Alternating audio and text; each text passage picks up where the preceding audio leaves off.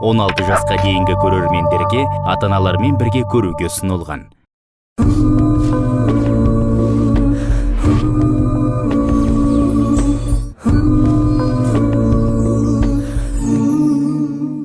Ассалаумағалейкум, қадірменді ағайын.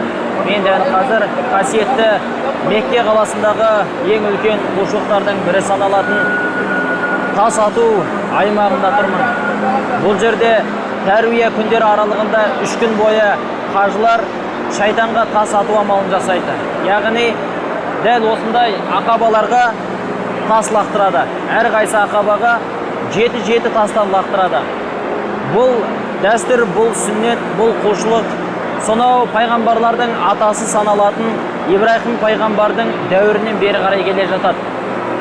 Шайтанға тас ату амалы. Неге шайтанға тас ату амалы деп аталды? Өйткені Ибраһим пайғамбар Аллах тағаланың ең сүйікті пайғамбарларының бірі болды. Және қартайған шағына дейін өз қанынан бала сүйе алмайды. Қартайған шағында Аллах тағалаға дұға жасап жүріп, бір перзентті нәсіп етеді. Ол перзенттің аты Исмаил деп аталды. Сол Исмаил ер жетіп, көзге көрініп, ер азамат бола бастаған шағында Аллах тағаладан Ибраһим пайғамбарға уахи түседі. Сол уахида өзінің жар дегенде жалғыз ұлы, көз қуанышы, қартайған шағындағы оның қамқоршысы болатын өз қанынан тараған Исмаилды құрбандыққа шалу бұйырылады. Аллах тағала өзінің сүйікті пайғамбарын сынау мақсатында, өзінің Аллаға деген сенімін білу мақсатында дәл осындай сынақ жіберген еді. Сол уахиді орындау мақсатында Ибраһим пайғамбар ұлын ертіп келе жатқан кезде шайтан азғырады. Міне сол кезде үлкен мүмкіндік еді шайтанға Ибраһим пайғамбарды жолынан қайтару үшін. Сол кезде Ибраһим пайғамбарға шайтан келіп, ей, сен Алланың сүйікті пайғамбарысың ғой, Алладан сұрасаңшы. Сенің жар дегенде жалғыз балаң, қартайғанда көрген осы жалғыз қуанышың, көз сүйінішің ғой.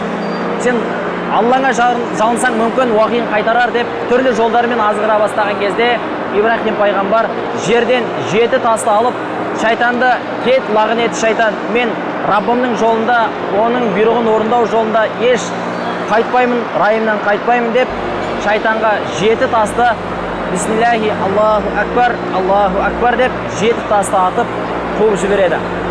Алланың ең сүйікті пайғамбары болған пайғамбарлардың атасы Ибраһим алейхиссаламды азғыра алмағаннан кейін шайтан осы жерде оның жұбайы Ажар анамызды азғырмақшы болады. Әрине Алланың сүйікті пайғамбарын азғыра алмағаннан кейін шайтан оның әйелін азғыру оңай деп түсінеді. Өйткені әйелдің ананың бала десе жүрегі, емешегі езілетіні ақиқат. Шайтан осы жерден Ажар анамызды азғырмақшы болып келеді. Ей Ажар, ол ұл екеуіңе ортақ емес пе? Ол сенің де ұлың емес пе? Исмаилды қорғап қал, Исмаилды өлімнен ақ қал. Оған Ибраһимге айт, Раббысынан сұрасын, дұға етсін, ұлын ақ қалсын деп әдейі азғырады. Ал Ибраһим алейхиссаламның ең сүйікті пайғамбар екеніне шын жүрегімен сенетін Ажар анамыз тәуекел етіп, ей шайтан, сен де мені азғыра алмайсың, саған Алланың лағынеті болсын. Ибраһим Алланың айтқанын, әмірін орындайды деп осы жерден 7 тас алып шайтанға қарай лақтырады. Шайтанның бұл жерде де жолы болмай Ажар анамызды азғыра алмайды. Қажылыққа келген қажылар Ибраһим алейхиссаламның сүннеті бойынша бірінші ақабада шайтанға 7 тас атса, осы жерде де сол сүннетті жалғастырып, Ибраһим алейхиссаламның сүннетін орындап шайтанға тас атады. Алланың сүйікті пайғамбары Ибраһимді және оның жары Ажарды азғыра алмаған шайтан енді Исмаилге келеді. Исмаил жас қашадай бала, сенің өмірің алда. Сен қышыннан қиылғалы тұрсың. Сені әкең құрбандыққа шалғалы бара жатыр деп. Түрлі сөздерді айтып, жүректі елжірететін сөздерді айтып, шайтан енді Исмаилді азғыра бастайды. Иманына берік бала оның айтқанына көнбейді. Әкесінің Аллаға деген сенімінің қаншалықты берік екенін біледі. Міне сондықтан да Исмаил де шайтанды 7 тас атып қуып жібереді. Шайтанды қуып жібергеннен кейін Аллах тағала Исмайылды ертіп төбеге шығып, Алланың разылығын қалап, өзінің сүйікті жар деген жалғыз баласын құрбандыққа шалуға бел шешеді. Әке, мені құрбандыққа шалған кезде менің жаным қиналмасын десеңіз, менің аяқ қолымды байлап, бір тартқаннан осып түсіңіз дейді. Бірақ оның дегені болмайды. Ибрахим пайғамбар пышағын қанша қайрап алып, Исмайылды құрбандыққа шалайын десе де пышақ өтпей қояды. Тартады, үш тартады, өтпейді. Сол кезде Аллах тағала Ибрахим пайғамбардың иманның берік екенін біліп, көктен Жебірейіл періште арқылы үлкен көк қошқар түсіреді. Содан бастап құрбандық шалу және тас ату рәсімі Ибрахим пайғамбардан бері қарай жалғасып келе жатқан бізге ұлы құлшылық сүннет амалы болып саналады.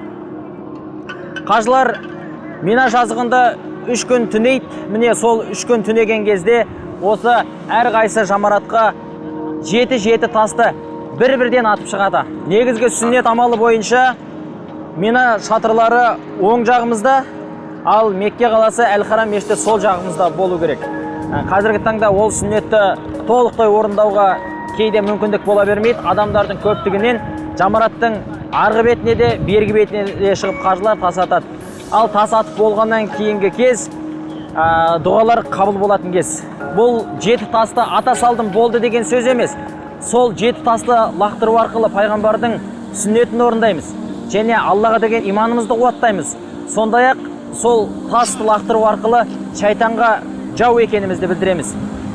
Әрі үлкен ұлы құлшылықты орындаймыз. Ал сол ұлы құлшылықты орындай отырып, жанымызға не керек? Соның барлығын сұраймыз. Пайғамбарымыз бұл жерде дұға жасаған кезде тіптен Бақара сүресі оқылып болатындай уақытқа дейін аса көп уақыт дұға жасап тұрады екен. Себебі бұл жерде дұғалар қайтарылмайды, қабыл болады.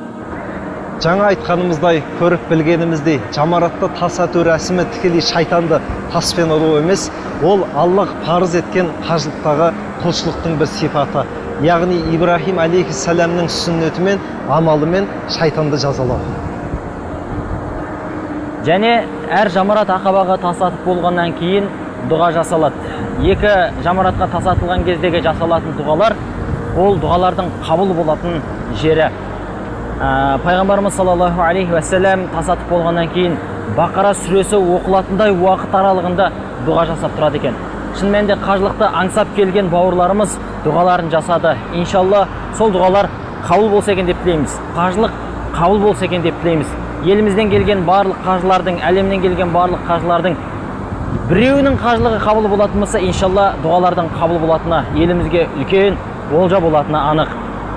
Ал қазіргі таңда барша қажылар өздерінің Мина шатырларындағы жамаратқа тас ату рәсімдерін орындап болды. Енді қонақ үйлеріне жайғасады. Меккеден шығатын кезде Пайғамбарымыз саллаллаху алейхи вассалам Меккеден тауап құлшылығын жасамай қайтпаңдар деген, енді тауап жасап болғаннан кейін елдеріне қайтады. Биыл қажылық ойдағыдай өтті деген ойдамыз. Иншалла Алла елімізге тыныштық, береке, бірлік берсін дейміз.